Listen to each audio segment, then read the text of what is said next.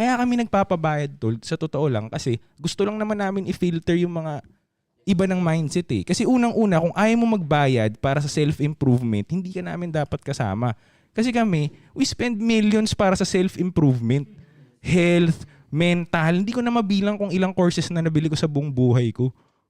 Sobrang dami na. Tingin mo ba aasenso ka nang hindi mo tinataas yung laman ng utak mo? Eh kung may shortcut na makakasama mo, mga bata pa, isipin mo ha, puro mga youngins to. Makakasama mo sila, hindi ka na kailangan paluin ng paddle. O di ba mas madali makapasok? Ang paghihirap mo na lang ngayon, paano maka-acquire ng 2.5? Yun na lang. Tapos meron ka ng mindset, may mabubuksan ka kahit papanong matrix.